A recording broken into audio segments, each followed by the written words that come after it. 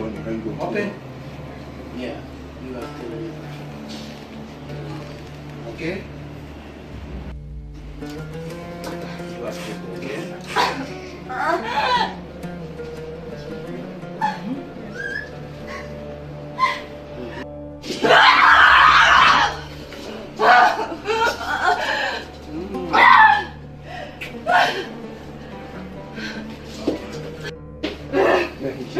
Yeah, we have mac and cheese.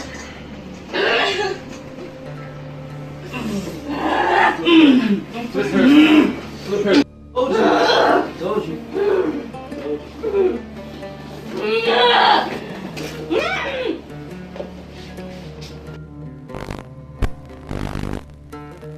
But a nigga smart and a nigga grind.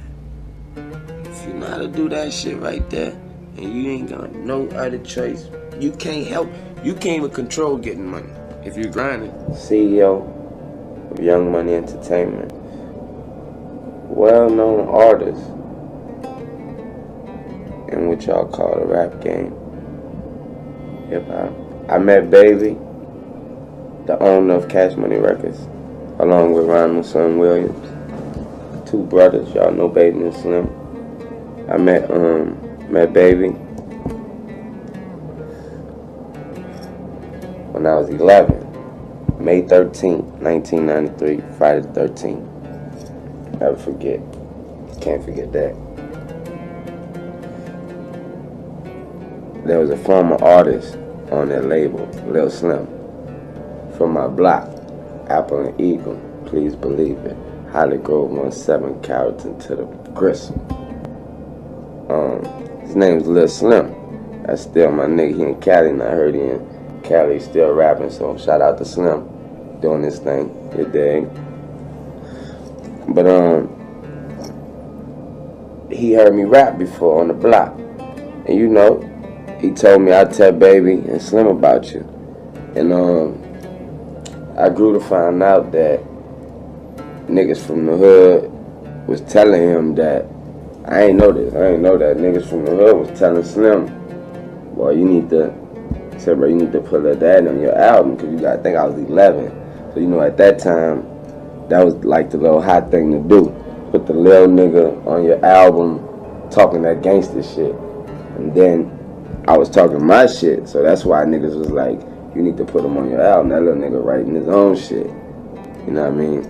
So I spit for Baby. I met him, like I said, May 13th, whatever. It was at a record store. Lil Slim was there, the artist, the dude. And he introduced me to Baby and them, and I spit for Baby, and you know, they gave me a card, and I ain't never stopped calling the number on that motherfucker.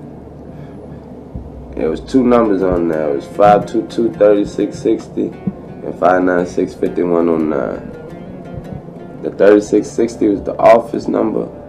The 5109 was Baby's beeper number.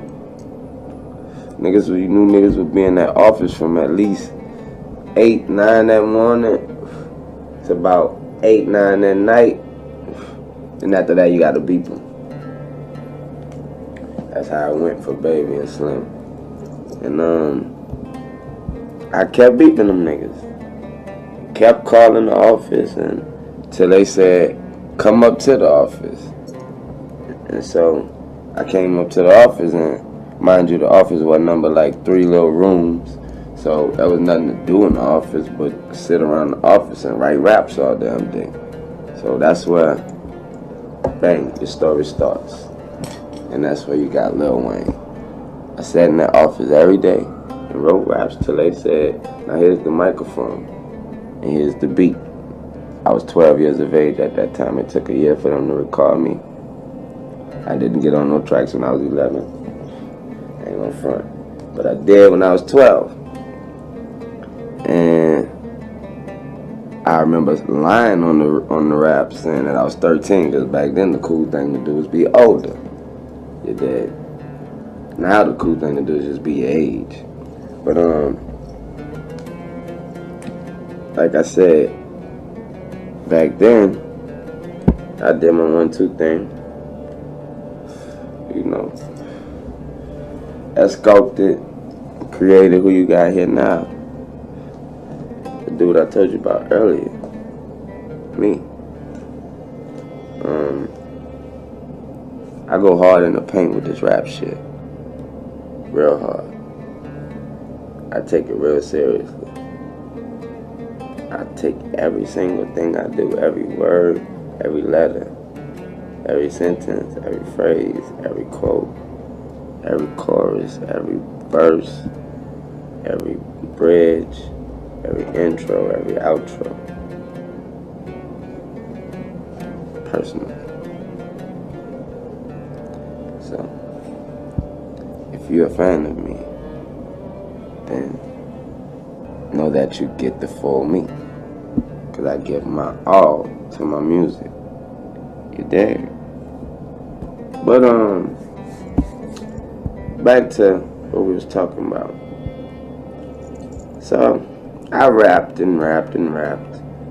And then there was a group came along called, well, then BG was always with Cash Money. We formed a group called the BGs. Me and him, he and I. And we dropped an album called True Story.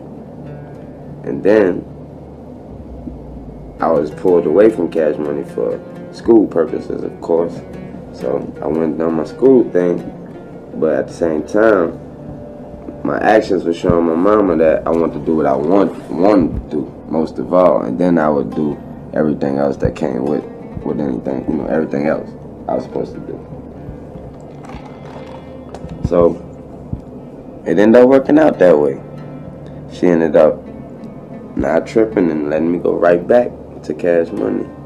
And when I came back, I was 14. So by the time I came back, that was the Hot Boys. And so when I came back, when I came back, that wasn't the Hot Boys. I came back, then we met Juvie and we met Turk. And we did the Hot Boy thing for a while. We sold a gang of records before we got the deal, a gang of records. And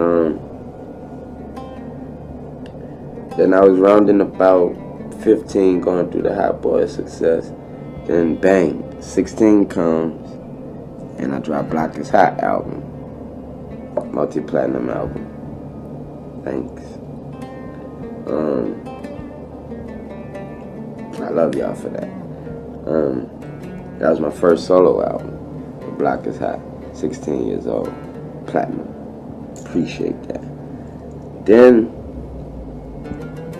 so now I'm soaking in the success of being platinum and being young and being still in school and all that type of stuff and having the hottest car. My car is better than my teachers and going through all that. So then 15 comes around and now it's time for what you call it, lights off, lights out, lights out. Like one of them. Did that. Go. Then platinum, thank you. Then after lights out, we come with I was 17 and 17 round to 18, and then that's when everything kind of fell apart for Cash Money, when people was leaving out and stuff like that, but it wasn't at the end of all that. Because remember, they left and then they came back and dropped the album and all that. So, right during all that, I dropped the 500 Degrees, third solo album. Okay? So then you get the 500 Degrees album. That was like a real angry album. That was like, trying to put a lot of stuff on my back at that time and take it on. And that album went gold. Right. That album went gold. That was my third solo album. Then you get 19. And here comes all this Carter shit. I dropped the Carter. It's my fourth solo album. Platinum. Platinum. That's where you got Go DJ and all that. Then there go all the talks about maybe he's alright. Maybe he's alright. So when I knew they was talking, I hit him in their fucking mouth with Carter 2 at 21. 21 years old, right? 2. Double platinum. Thank you. That was my 5th solo album. 5th solo album. And here we are, District.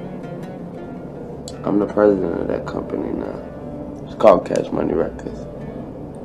And in part to that, I've been blessed with Young Money Entertainment, which is another canal or avenue for me to creatively shed a light on other artists and other talent, you know. And of course, Cash Money is another stage and another stage where new talent can, you know, be found. But the reality of my day is, the trend switched. You know, at first it was me on your single. Yeah. So first it was me on your album. Then it was me. Then it went to me on your single. Now they like me on your mixtape.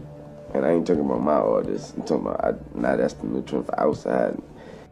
Don't forget to like, comment, and subscribe.